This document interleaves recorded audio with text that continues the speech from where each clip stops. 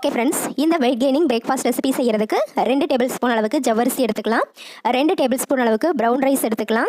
இது கூடவே 2 பாதாம், 2 முந்திரி, ஒரு 4-5 ட்ரை கிரேப்ஸும் எடுத்துக்கலாம். அடுத்தது ஒரே ஒரு வால்நட் எடுத்துக்கலாம். இது எல்லாமே குழந்தைங்களோட வெயிட்டையும் நல்லா இன்க்ரீஸ் பண்ணும். இந்த நட்ஸ் எல்லாமே குழந்தைங்களுடைய மூளை வளர்ச்சி மற்றும் எலும்பு வளர்ச்சிக்கு ரொம்ப ரொம்ப ஹெல்ப்ஃபுல்லாக இருக்கும். இப்போ இது எல்லாத்தையுமே ஸ்டவ்வை லோ ஃப்ளேமில் வச்சுட்டு நல்லா வறுத்து எடுத்துக்கலாம். அந்த ஜவ்வரிசியும் இந்த ப்ரௌன் ரைஸும் லைட்டாக பொரிய ஆரம்பிக்கும். அந்த டைமில் நம்ம ஸ்டவ்வை ஆஃப் பண்ணிக்கலாம். இப்போ இதெல்லாம் வறுத்துட்டு நல்லா ஆற வச்சுட்டு அதுக்கு பின்னாடி இதை நம்ம மிக்ஸி ஜாருக்கு மாற்றி இதை நல்லா பவுடர் மாதிரி அரைச்சி எடுத்துக்கலாம். இது நல்லா நைஸ் பவுடராக வராது, கொஞ்சம் கரகரன்னு அந்த மாதிரி பவுடராக தான் வரும். ஓகே ஃப்ரெண்ட்ஸ், இப்போது ஸ்டவ்வில் ஒரு சாஸ்பேன் வச்சுக்கலாம். இதில் நம்ம அரைச்சி வச்சுருக்கிற ஜவ்வரிசி அந்த நட்ஸ் பவுடரை சேர்த்துக்கலாம். இது குக் ஆகிற அளவுக்கு நம்ம தண்ணி கொஞ்சம் அதிகமாகவே சேர்த்துக்கணும். ஏன்னா ப்ரௌன் ரைஸ் குக் ஆகிறதுக்கு கொஞ்சம் டைம் எடுக்கும். ஒரு 10 மினிட்ஸ்க்கு மேலே ஆகும் அது நல்லா குக் ஆகிறதுக்கு. இப்போது இதை கட்டி இல்லாமல் நல்லா தண்ணியில் கரைச்சிட்டு அதுக்கப்புறம் ஸ்டவ் ஆன் பண்ணிக்கோங்க. இப்போ இது எல்லாமே நல்லா குக் ஆகிட்டு ஒரு சாஃப்ட் கன்சிஸ்டன்சி வர வரைக்கும் நல்லா மிக்ஸ் பண்ணிகிட்டே இருக்கலாம். இப்போது ஒரு 10 மினிட்ஸ்க்கு பின்னாடி பார்த்தீங்க அப்படின்னா இந்த ஜவ்வரிசி அந்த ப்ரௌன் ரைஸ் எல்லாமே நல்லா சாஃப்டாக குக் ஆகிட்டு இந்த மாதிரி ஒரு க்ரீமி கன்சிஸ்டன்சியில் நமக்கு கஞ்சி கிடைக்கும். ரொம்ப டேஸ்ட்டாக இருக்கும். இது கூட நான் ஸ்வீட்டுக்கு எதுவுமே சேர்க்கலை.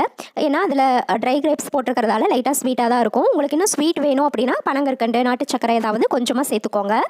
இப்போ இது குழந்தைக்கு ஸ்பூனில் எடுத்து ஊட்டுற அந்த கன்சிஸ்டன்சி வந்த உடனே நம்ம சர்விங் பவுலுக்கு மாற்றிக்கலாம்.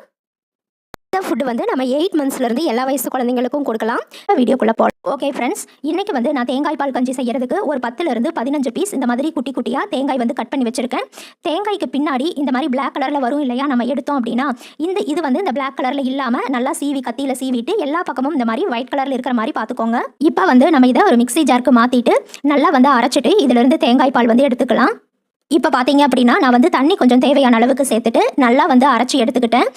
இதில் தண்ணி நம்ம தாராளமாக சேர்த்துக்கலாம். ஏன்னா ரைஸும் சேர்த்து நம்ம கஞ்சி பண்ண போகிறதால தண்ணி எவ்வளோ வேணாலும் சேர்த்துக்கலாம். இப்போ இதை நான் நல்லா ஃபில்டர் பண்ணி வச்சுக்கிறேன். இந்த மாதிரி ஒரு ஃபில்டரில் இந்த அரைச்சி வச்ச தேங்காய் பால் ஊற்றி நல்லா ஃபில்டர் பண்ணி தேங்காய் பால் எடுத்துக்கலாம். இந்த மேலே இருக்கிற தோல் இருக்குது இல்லையா, அதை இன்னொரு டைம் கூட நல்லா அரைச்சிட்டு நீங்கள் தேங்காய் பால் எடுத்துக்கோங்க. இப்போ பார்த்தீங்க அப்படின்னா நமக்கு ரொம்ப ஃப்ரெஷ்ஷான தேங்காய் பால் கிடச்சிருச்சு. பாருங்கள், இந்த அளவுக்கு ஒரு 20 பல் போட்டோம் அப்படின்னா இந்த அளவுக்கு ஒரு அரை கப் அளவுக்கு நம்மளுக்கு தேங்காய் பால் கிடைக்கும். இப்போ ஒரு 3 டேபிள் ஸ்பூன் அளவுக்கு நான் ரைஸ் ஒரு 3/4 மணி நேரம் ஊற வச்சுருக்கேன். இதையும் நம்ம அரைக்க தான் போகிறோம். நல்லா ஊற வச்சுருந்தோம் அப்படின்னா தான் நல்லா அரைபடும். இப்போ இந்த ரைஸ் நான் ஒரு 3 டேபிள் ஸ்பூன் சாப்பாட்டுக்கு போடுற அரிசி தான். அதை மிக்சியில் போட்டுட்டு நல்லா ஃபைனாக அரைச்சிக்கலாம். இதுலேயும் நம்ம தேவையான அளவுக்கு தண்ணியும் சேர்த்து அரைச்சிக்கலாம். தண்ணி கொஞ்சம் தாராளமாகவே சேர்த்துக்கோங்க. இப்போ நான் அந்த அரிசியும் அரைச்சி எடுத்துக்கிட்டேன். இப்போ ஸ்டவ்வில் ஒரு சாஸ்பேன் வச்சுக்கிறேன். இதில் ஒரு 1/2 டேபிள் ஸ்பூன் அளவுக்கு நெய் சேர்த்துக்கலாம். நெய் நல்லா மெல்ட் ஆகட்டும். இந்த தேங்காய் பால் பார்த்தீங்க அப்படின்னா குழந்தைங்களுக்கு வாயில் புண்ணு இல்லை வயிற்றில் புண்ணு, இந்த மாதிரி வாயில் குழந்தைங்களுக்கு அடிக்கடி புண் மாதிரி வரும். இந்த வெறும் தேங்காய் பாலை ஒரு நாளைக்கு 2 டேபிள் ஸ்பூன் ஒரு 3 வேளை கொடுத்தோம் அப்படின்னா 2 நாளில் அந்த புண்ணு இருந்த இடமே தெரியாது. அந்த அளவுக்கு குயிக்காக அந்த வாய் புண் சரியாகும். இப்போ இந்த நெய்யில் நான் ஒரு ஏலக்காய் போட்டுக்கிறேன். இது இந்த கஞ்சிக்கு நல்ல ஒரு ஃப்ளேவர் கொடுக்கும். இது கூட நம்ம எடுத்து வச்சிருக்கிற தேங்காய் பால் சேர்த்துக்கலாம். ஸ்டவ் எப்போவுமே சிம்மில் வச்சுக்கோங்க. இப்போ இந்த தேங்காய் பால் லைட்டாக கொதிக்க ஆரம்பிக்கட்டும். அதுக்கப்புறம் நம்ம அரைச்சி வச்சிருக்கிற அந்த அரிசி சேர்த்துக்கலாம். அடிக்கடி நல்லா கிளறி விட்டுட்டே இருங்க, அப்போ தான் அடி பிடிக்காமல் இருக்கும். இப்போ இது இந்த தேங்காய் பால் நல்லா கொதி பிடிச்சிருச்சு. இது கூட நம்ம அரைச்சி வச்சிருக்கிற அரிசி அரைச்சி வச்சுருக்கோம் இல்லையா, இதை ரொம்ப மாவு மாதிரி எல்லாம் அரைக்க தேவையில்லை. ஜஸ்ட் ஒரு அளவுக்கு அரைச்சா போதும். இது சீக்கிரமாக கஞ்சி ஆகணும் அப்படிங்கிறதுக்காக தான் நம்ம ஊற வச்சு அரைச்சிக்கிறோம். அதுவும் இல்லாமல் ரொம்ப ஸ்மூத்தாக இருக்கும். குழந்தைங்க விழுங்குறதே தெரியாத அளவுக்கு ரொம்ப ஸ்மூத்தான கஞ்சியாக இருக்கும். அதுக்காக நம்ம அரைச்சி போட்டுக்கிறோம். இப்போ பார்த்தீங்க அப்படின்னா இதை நல்லா மிக்ஸ் பண்ணுங்கள்.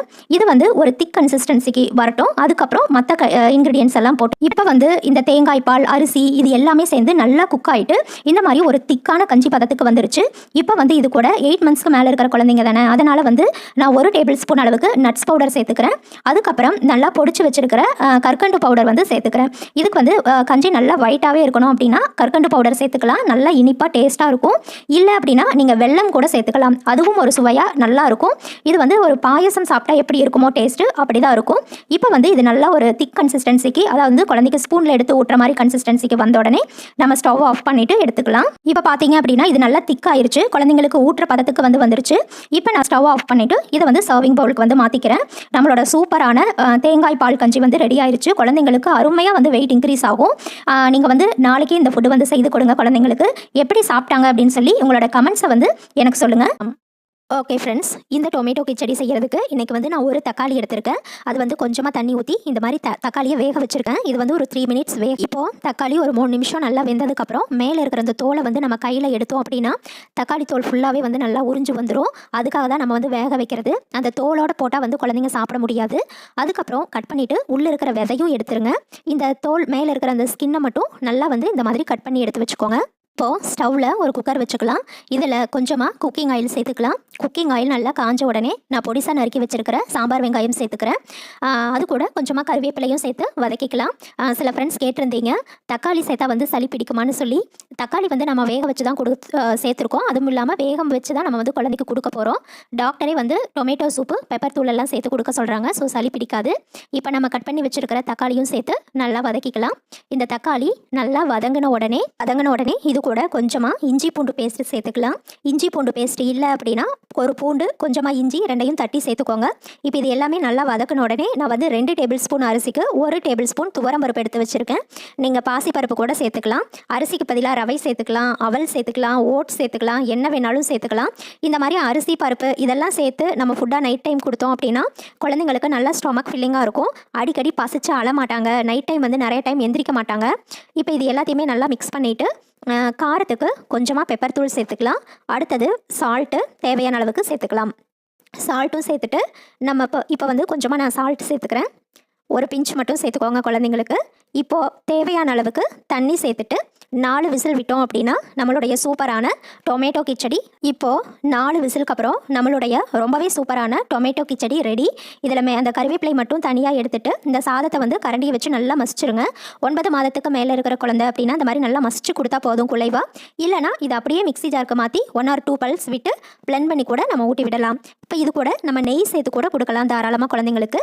ஓகே ஃப்ரெண்ட்ஸ், உங்களுக்கு இந்த வீடியோ பிடிச்சிருந்தது அப்படின்னா மறக்காமல் நம்ம சேனலை சப்ஸ்கிரைப் பண்ணுங்கள், லைக் பண்ணுங்கள். அதே மாதிரி உங்களுடைய கருத்துக்களையும் கமெண்ட்டில் சொல்லுங்கள்.